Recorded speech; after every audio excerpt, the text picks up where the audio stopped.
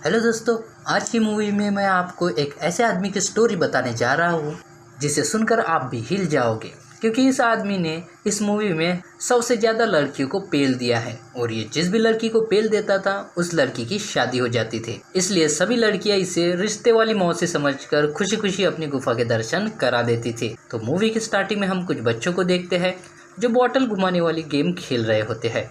इस गेम में एक लड़का बॉटल घुमाता है और ये बॉटल जिस भी लड़की पर जाकर रुकेगी वो दोनों एक साथ अकेले एक दूसरे कमरे में चले जाएंगे। काश ऐसा गेम हम पोट्टो को रोज खेलने मिले। फिर गेम में एक मोटे लड़के का नंबर आता है तो वो खुद से 100 गुना पतली लड़की को कहता है, आजा रानी, तुझे जन्नत की सैर कराता हूँ, और वो दोनों अकेले कमरे में चले जाते हैं। इसके बाद जॉनी की बारी आती है और उसकी बोतल एक काली जादूगरनी पर जाकर रुकती है। जादूगरनी उसे कमरे में ले जाती है। काली जादूगरनी जॉनी को कपड़े उतारने को कहती है, लेकिन हमारा जॉनी बेचारा तो डर ही जाता है और वो साफ मना कर देता है। और वही बाहर बैठे हुए मोटे को ऐसा लग रहा था कि अंदर जॉनी की तो मौज चल रही होगी, लेकिन तभी जादूगरनी जॉनी के पिछवाड़े पर लात मारकर उसे बाहर फेंक देती है, जिसे देखकर सभी बच्चे डर जाते हैं और वो जादूगरनी जॉनी को श्राप दे देती है। जिसे देखकर सभी बच्चे डर जाते हैं और वो जादूगरनी जॉनी को श्राप दे देती है कि आज के बाद तू जिस भी लड़की को पेलेगा वो तुझे छोड़कर भाग जाएगी। और जॉनी भाई साहब के बाल उखाड़ कर चली जाती है, जहाँ जॉनी बेचारा बहुत डर जाता है। इसके बाद मूवी कुछ साल आगे चली जाती है, जहाँ हम देखते हैं कि जॉनी और रॉबिन दोनों बड़े हो गए हैं और रॉबिन वही मोटा है जो मौज ले रहा था और अब ये दोनों दांतों के डॉक्टर बन चुके थे, यानी डेंटिस्ट। इसके बाद वो दोनों एक शादी में जाते हैं, जहाँ पर दुल्हन जॉनी को थैंक यू कहती है क्योंकि उसकी शादी की वजह जॉनी होता है। और वहीं पर जॉनी को एक लड़की दिखती है, उसे देखकर वो उसकी तरफ काफ़ी अट्रैक्ट हो जाता है। और जब वो लड़की जॉनी की तरफ आ रही होती है तो उसके हाथ से जॉनी पर एक जलती हुई मोमबत्ती गिर जाती है, जिससे जॉनी की पैंट जल जाती है। अगले दिन जॉनी अपने क्लिनिक में जाता है, जहाँ पर लड़कियों की लाइन लगी होती है, जिसे देखकर वो हैरान हो जाता है। इसके बाद वो घर जाता है तो वहाँ पर भी फिर से लड़कियों का भंडार लगा हुआ था। इसके बाद हम कैम को देखते हैं।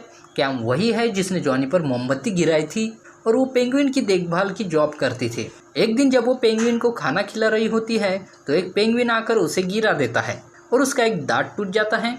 दूसरी तरफ जॉनी रात में एक लड़की को घपाघप पेल रहा होता है तो वो लड़की कहती है कि तुम्हारे साथ जो भी लड़की घपाघप करती है उसकी शादी हो जाती है।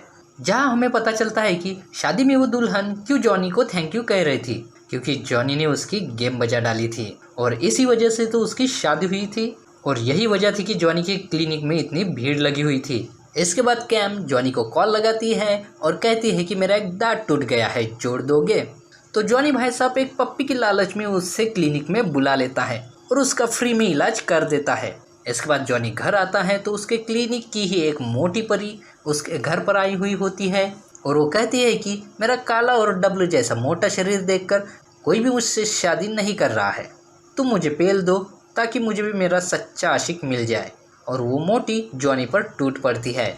इसके बाद जॉनी और रॉबिन मिलते हैं तो रॉबिन कहता है, यार तू जिस भी लड़की को घोड़ी बनाता है उसकी शादी हो जाती है, तो इस बात का फ़ायदा उठाकर खूब सारे पैसे कमा सकता है। पहले तो जॉनी ना बोल देता है, लेकिन रॉबिन कहता है कि यार टॉनी भाई को देख, उसने कितनी लड़कियों की मदद की, कभी ड्राइवर बनकर तो कभी प्लम्बर बनकर।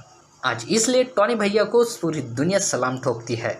ये सुनकर जॉनी भाई के अंदर का टॉनी जाग जाता है और वो अगले दिन क्लिनिक जाकर सब लड़कियों से पैसे लेकर एक लाइन से उन्हें पेलना शुरू कर देता है।